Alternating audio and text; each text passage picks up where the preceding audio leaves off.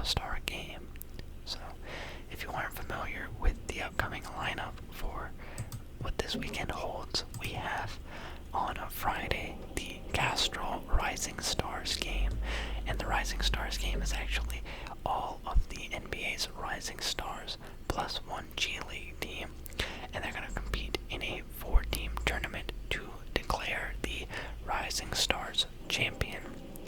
After that, on Saturday, we're going to have the Gia Skills Challenge, followed by the Starry 3-point contest, and finally the AT&T Slam Dunk contest.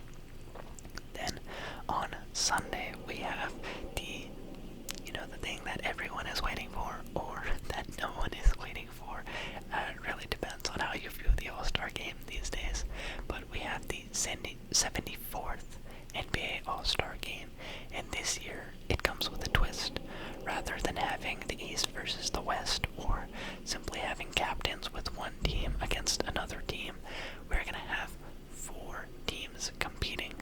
We have Charles Barkley, Shaquille O'Neal, and Kenny Smith from the Inside the NBA crew, and they are going to all pick their rosters to compete in this game, so they get to select from this year's All-Star batch.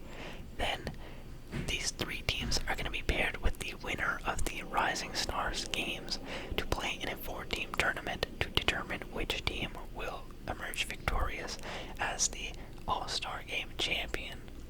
So, they're trying to make it more competitive. They're trying to make it different. Personally, I think it's kind of interesting. We'll see how it plays out. But, yeah, that is a overview of everything that's happening in the NBA this weekend. We are now officially in the All-Star break. So, let's go ahead and take a look at our, what are these? The Castrol Rising Star lineups. So, for the purpose of this game, we have 3 lineups filled with Rising Stars. And if you don't know what that means, that is Year 1 and Year 2 players in the NBA that are competing to make a name for themselves.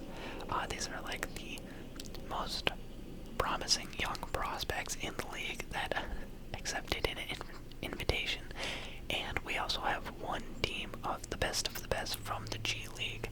So, this year, our 4 captains are going to be Tim Hardaway, Mitch Richmond, Chris Mullins, and Jeremy Lin coaching the G League team. So, for Team T, which is Tim Hardaway's team, we have Brandon Pachemski from the Golden State Warriors, Jaime Jaquez Jr. from the Miami Heat, Grady Dick from the Toronto Raptors, Anthony Black from the Orlando Magic, Zachary Risaker from the Atlanta Hawks, Alex Sarr from the Washington Wizards, and Tristan De Silva from the Orlando Magic. So we got 2 people from the Magic on this team. Decent mix of rookies and non-rookies, JJJ, Pachemski. Grady Dick is in Year 2 now. I want to say Anthony Black as well. But I think the last 3 are all rookies. So with that, we can move into Team M. Team N being Mitch Richmond's team. We've got the Thompson twins in Amen and Ausar Thompson.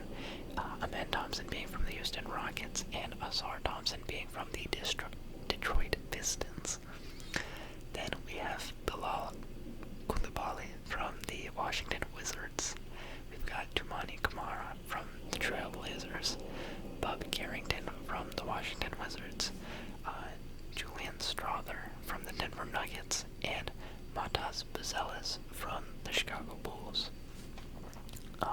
The Thompson twins, they haven't been able to play together in the NBA. This could be cool to see. Both kind of like freaks of nature. Definitely Amen has been making a name for himself this year, but I feel like last year Ausar was the guy at the beginning of the year before he had the blood clots. He was really showing up and showing out. Coulibaly will be a lot better now that Kuzma is off the team. Kamara has been a solid big man, right?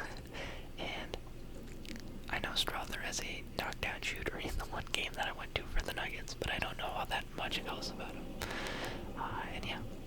And then we move into our final Rising Stars team. This is the Chris Mullins team with Stephon Castle from the San Antonio Spurs, Dalton Connect from the LA Lakers, almost a Hornet but not a Hornet, Jalen Wells from the Memphis Grizzlies, Keontae George from the Utah Jazz, Zach Edey from the Memphis Grizzlies, Trace Jackson Davis from the Golden State Warriors, and Ryan Dunn from the Phoenix Suns. And finally, we've got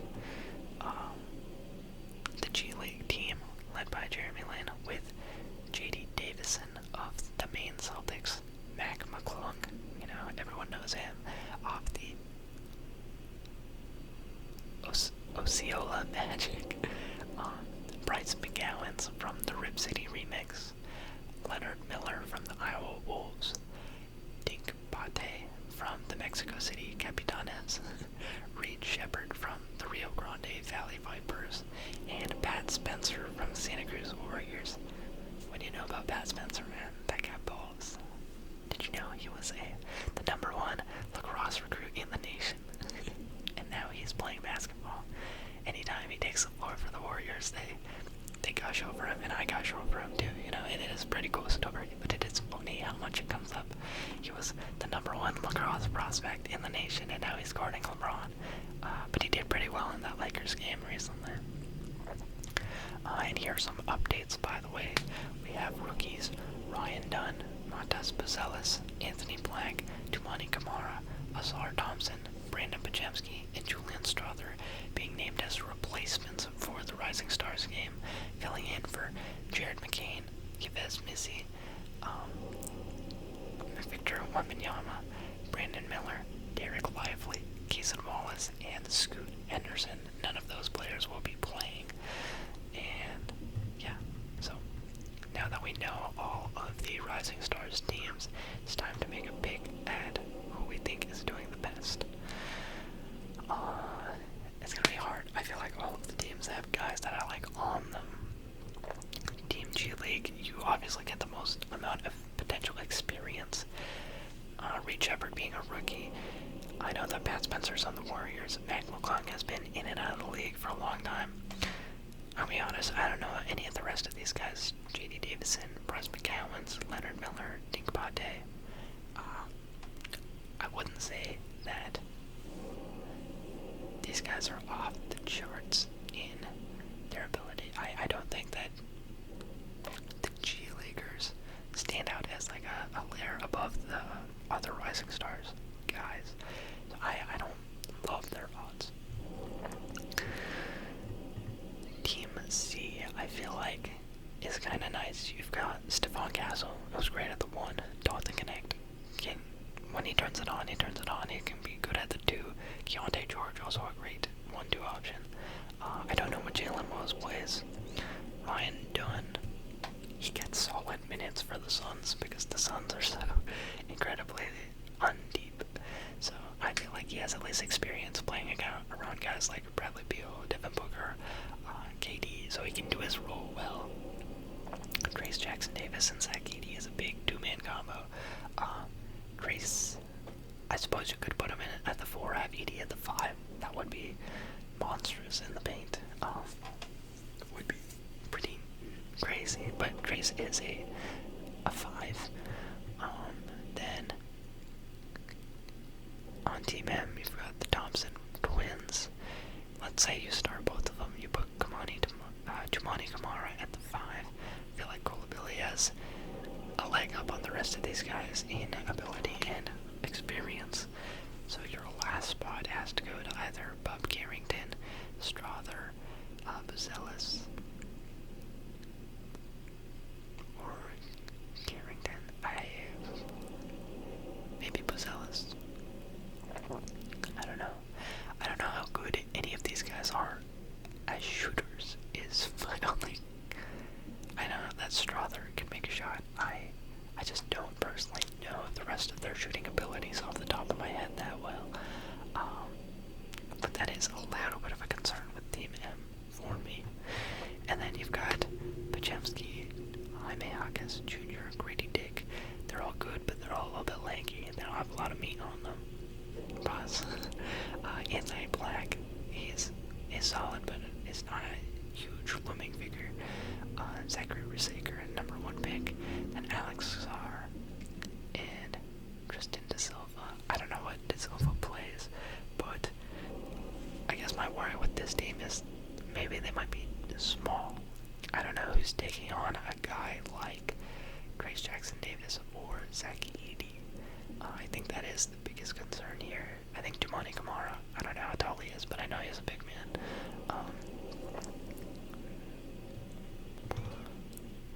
I like Team C. I think Chris Mullen has a good roster construction. He has guys that can play at the different positions. I feel like this is the team to beat. So for the Castrol Rising Stars Challenge, my official prediction is that it's going to be won by Team C.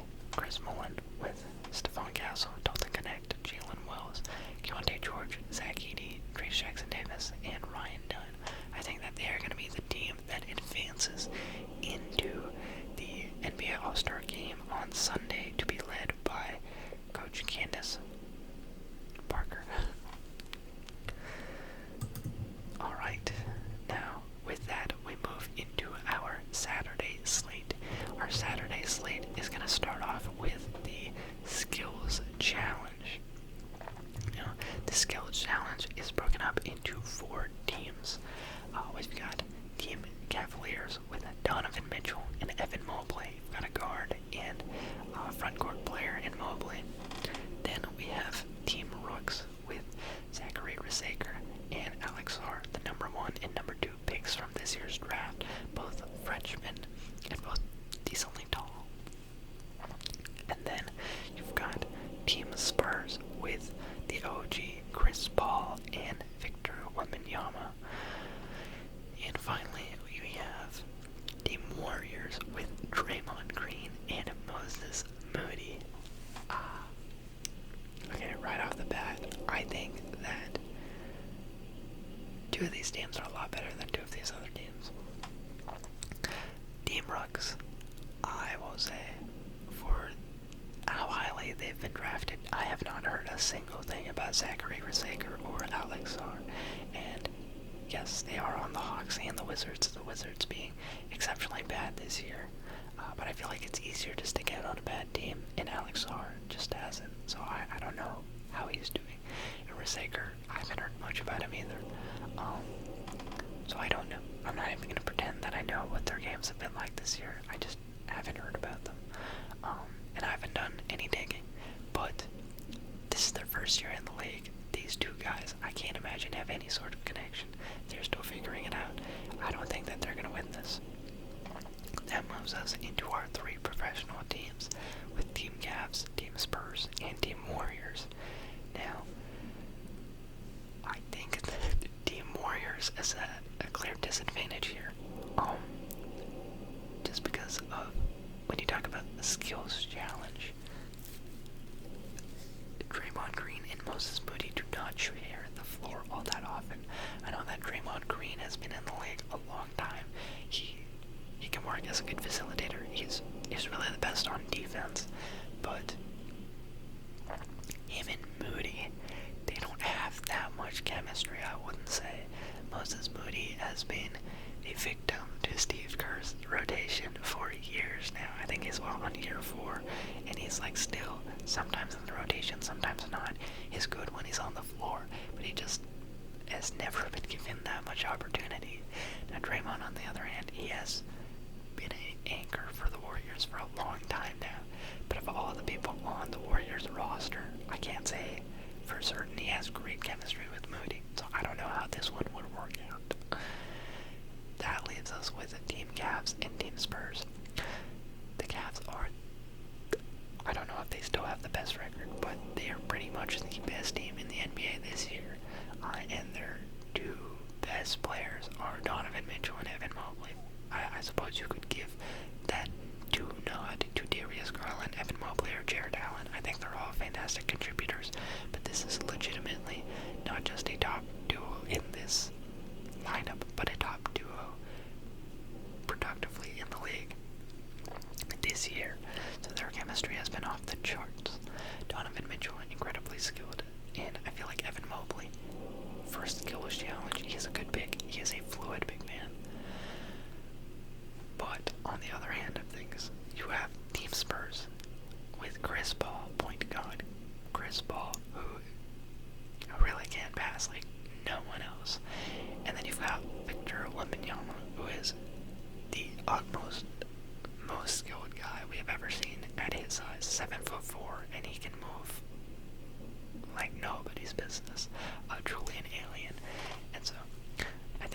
this old young duo of Chris Paul and Wemby, there's a lot of skill on the table. I do think it's going to come down to Team Cavs and Team Spurs, but just with how crazy Wemby is, and just how skilled Chris Paul is, even at his age of 40, I'm going to take Team Spurs winning the skills challenge. I think that Wemby is young. I'm not going to say he's chasing accolades like this one, but I think that, like, it wouldn't hurt his resume. And yes, the league is his to take over. I think he's probably ready for that shift. We keep talking about LeBron, we keep talking about all these old heads. At some point or another, the league is going to be Victor Wembanyama's, so may as well put everyone on notice, win the skills challenge. Alright, and with that we can move into the second part of the night, and this is going to be the Starry 3-point contest. Our Starry 3-point contest features 8 players this year. The contestants in the 3-point contest are Jalen Brunson, guard for the New York Knicks; Darius Garland, guard for the Cleveland Cavaliers; Buddy Hield, guard for the Golden State Warriors; Damian Lillard, guard for the Milwaukee Bucks; Cade Cunningham, guard for the Detroit Pistons; Tyler Hero, guard for the Miami Heat; Cam Johnson, forward for the Brooklyn Nets; and Norman Powell, forward for the LA Clippers. Now, sorry, did I say forward? Guard for the LA Clippers for Norman Powell. Here, there are some guys, I think it's funny, they didn't have any, like, centers this year. I feel like sometimes they throw in a center. Cat last year, though he's not a center, sometimes they have Julius Randle in here. We don't see as many big men this time around, which is kind of a shame. Cam Johnson is talented. In the lineup, it'll be interesting. I feel like there's some guys on this list that I don't really think of as shooters, and for that I'm looking at Cade and Jalen Brunson.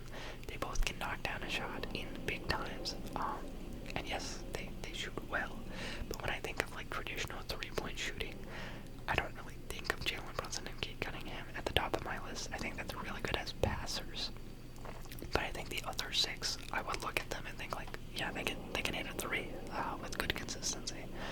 Now, of the 6 remaining between Garland, Hero, Buddy Hield, Cam Johnson, Dame Lillard, and Norman Powell, let's talk about the years these guys are having. I think that Buddy Hield, though he started off really strong, he's not having that good of a year. As a Warriors fan, I've seen a multitude of stats, and I've seen him in-game just blow a bunch of threes. I saw this one thing that really changed the way that I watch him. It said that Buddy Hield on catch and shoot threes shoots like 46%, and then Buddy Hield on threes off the dribble is like 21%. And since I saw that stat, I have not seen Buddy Hield make a 3 where he had to dribble the ball. And that's like a 2 to 3 game sample size, but it was just like, gosh, that is a bad stat. And yeah, obviously this is not a dribble and shoot scenario, but it's also not your typical catch and shoot. You are taking it off the rack and putting it in, and also Buddy Hield's only shooting 36% from 3 this year. Incredible dip from his start of the year performance, so I'm taking him out of this list. After that, you've got 4 guards, and you've got Cam Johnson. Cam Johnson, you're great, man. I don't see it. I don't see Cam Johnson winning this one. I feel like the other guys are more so, like, he has a good shooting big, but I think the others are just good shooters.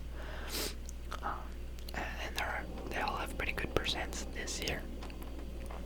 So, leaves us with Darius Garland, Tyler Hero, Dame Lillard, and Norman Powell. Now, Dame has won this thing twice already. If he wins it again, he'll be a 3-time champion. Dame also has the most ridiculous hardware collection of any NBA player. He's got the Mickey Mouse football MVP. He's got an All-Star Game MVP, I believe. He has the in-season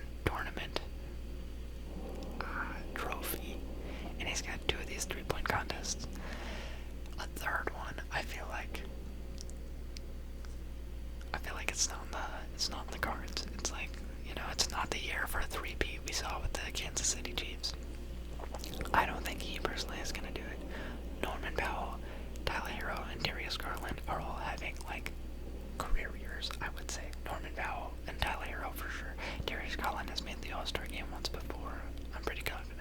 But even now, the Cavs are, like, the number one team in the East. I would say they're all having career years. Dame, though he's doing pretty well. He was an All-Star starter last year, though I don't think he deserved it. And he's been good in his career. I think his time is coming to an eclipse. He is going to be eclipsed by these younger guys. So that leaves us with Garland, Hero, and Powell.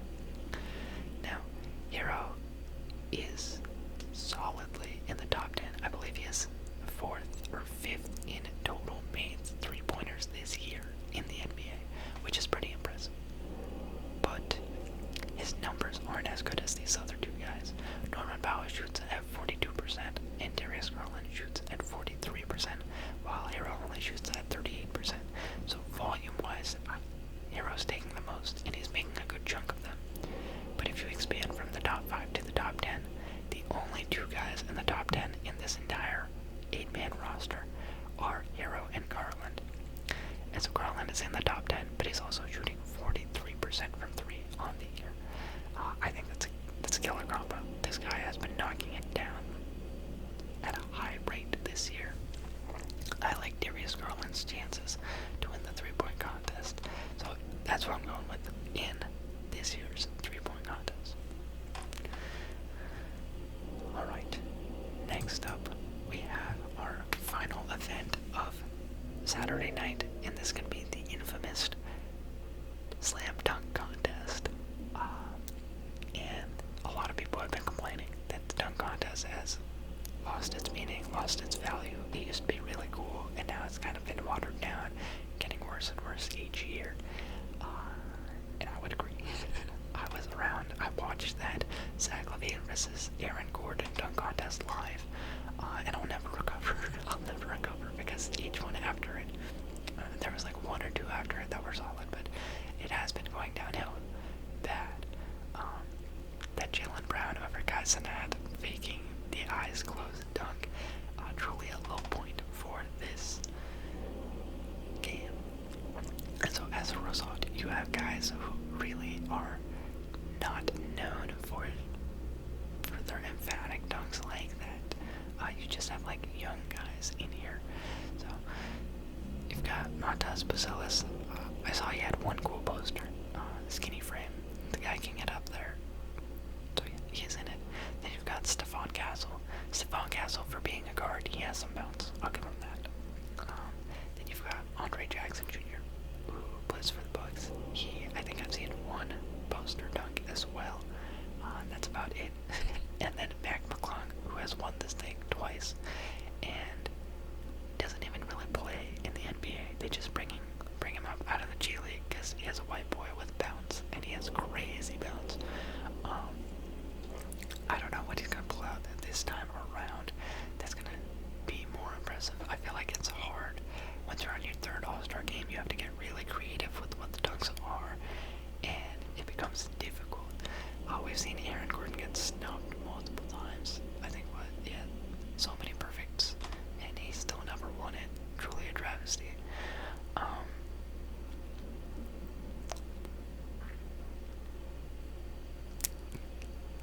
Yeah, it's hard. I feel like I think McClung has the best chances because he has the most bounce and he has the best reputation in this. But I also think that third time is tough. You might have like a negative tilt against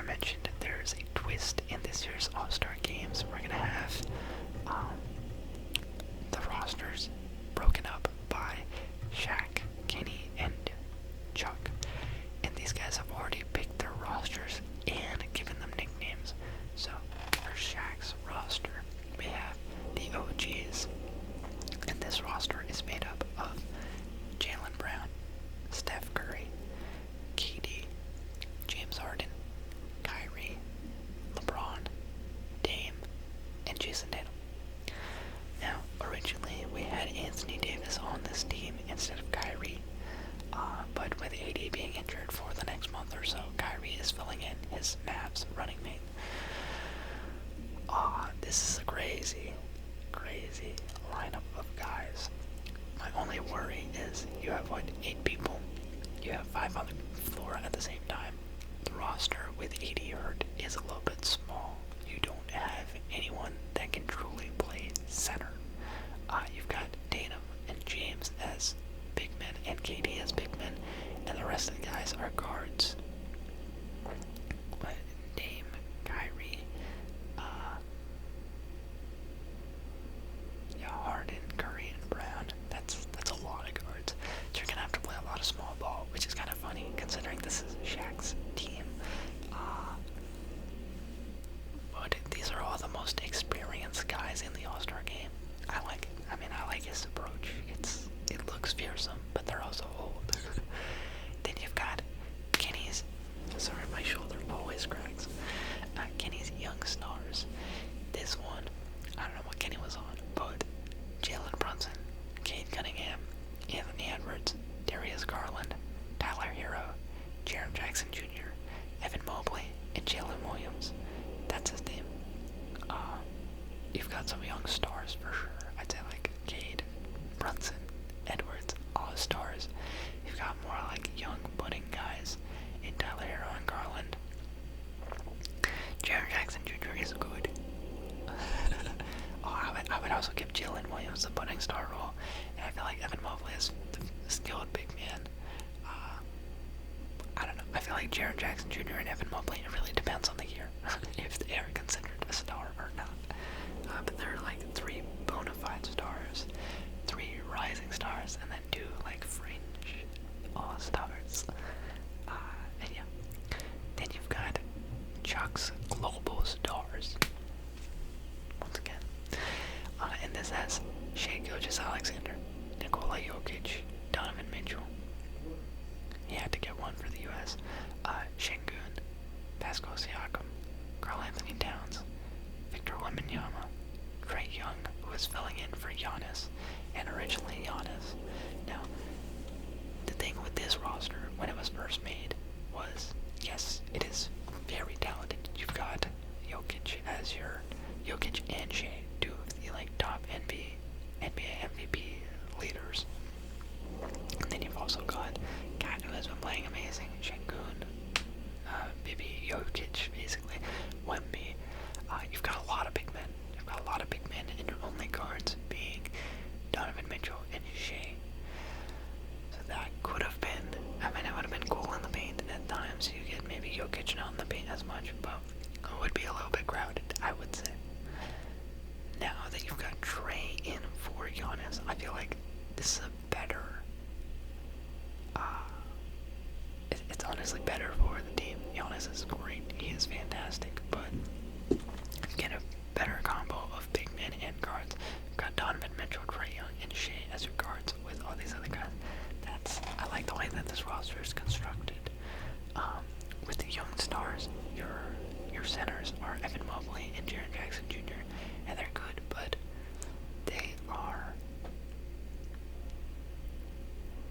they're like mobile post players, I would say. They can get blocks, they're solid. But I think that like skilled big men definitely goes to Chuck's global stars, and then you've got like no big men really on the OG team. Well, you've got LeBron, but he plays like any position, and then KD. You don't have a true 5 on this team at all. So that is the worrisome part. And so with that, we move into the actual semifinal and final games. And the way that this is constructed, we have the All-Star semifinal between Team Kenny, the young stars, and Team Chuck, the global stars. Then in Game 2, we have Team Shaq's OGs versus Team Candace's rising stars. Now, based on what I think is going to happen, every year at the All-Star game, I feel like you look at last year's All-Star game, you had the super duper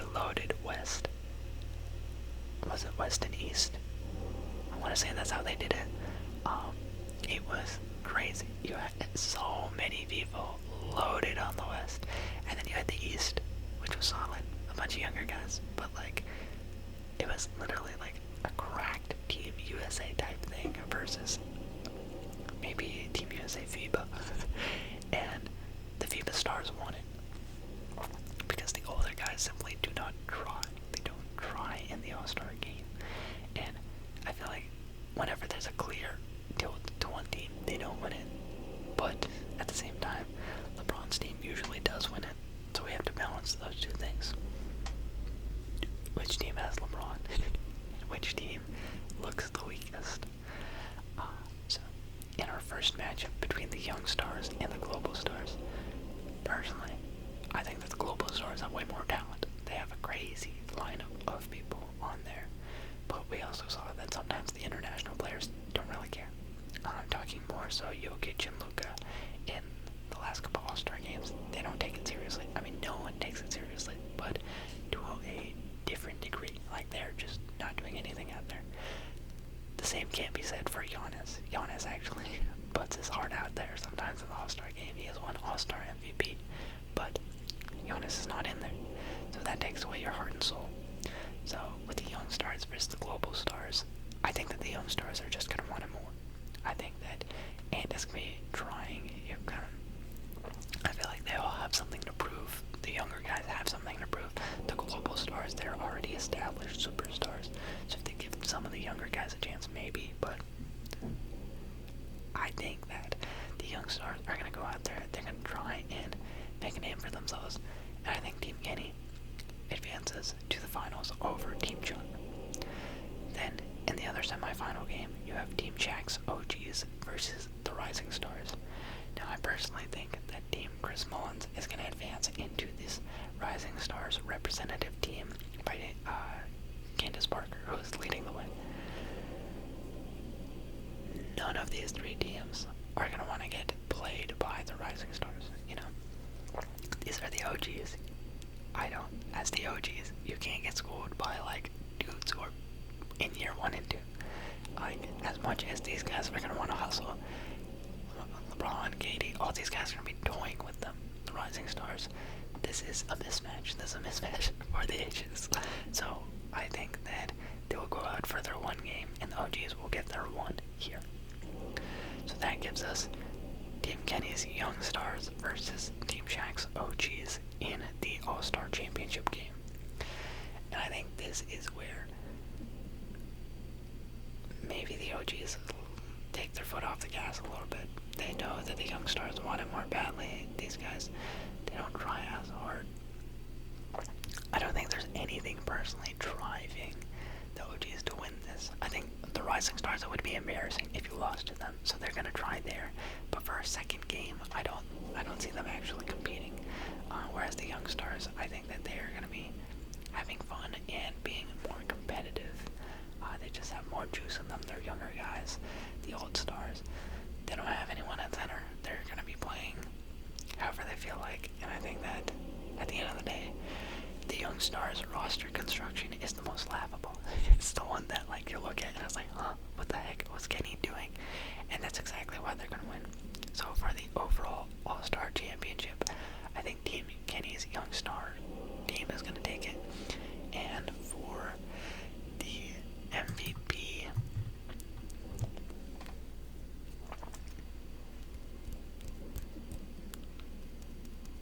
I feel like it either has to go to someone who's incredibly hot as like a shooter, or a star. I mean, like, look at the last few that have won it. Sometimes they just knock down a bunch of shots. Sometimes they go for 50.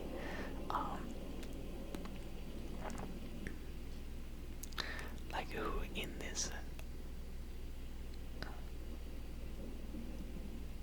I don't know. I feel like when you think of showmanship, true showmanship at this level, a guy who really wants to show it, I feel like it's gonna be Anthony Edwards. That's my pick for All-Star Game MVP. So yeah, that is everything. Those are all the All-Star games, all the All-Star events from this upcoming